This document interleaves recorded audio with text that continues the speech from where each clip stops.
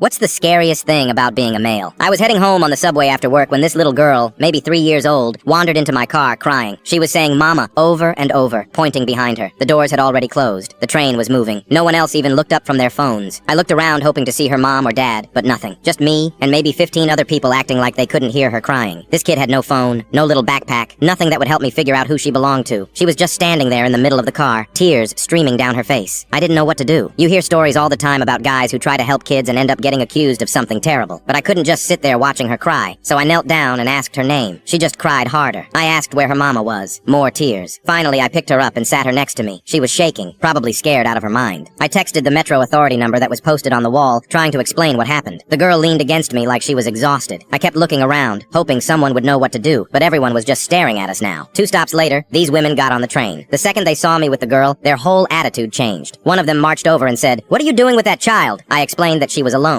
that I was trying to help. The woman didn't believe me. She started yelling that I was a kidnapper. Before I knew it, half the train car was surrounding us. This guy tried to grab the girl from my arms. Someone else was already calling 911. I kept explaining over and over that I found her alone, that I was just trying to help. Nobody wanted to hear it. They just saw a tired guy in a wrinkled shirt holding someone else's kid. One woman kept saying I looked suspicious and that my story didn't add up. Another guy said I was probably on drugs because my eyes were red. They weren't red from drugs. They were red because I'd been working 12-hour days all week and hadn't slept properly in months. By the time the transit cops showed up 3 stops later, someone had already shoved me hard enough that I almost dropped the girl. Another person called me a predator right to my face. The little girl was crying even harder now because everyone was yelling. The officers pulled the security footage right there on their tablets. You could see everything. The girl walking into the car alone. Me looking around for her parents. Me trying to help. But even after they showed everyone the video, some people were still giving me dirty looks like I had done something wrong. 20 minutes later, the girl's mom finally showed up. She had dropped her phone trying to chase after her daughter and missed getting on the train. She was crying, thanking me over and over. The cops let me go. No charges, obviously, but those looks stayed with me.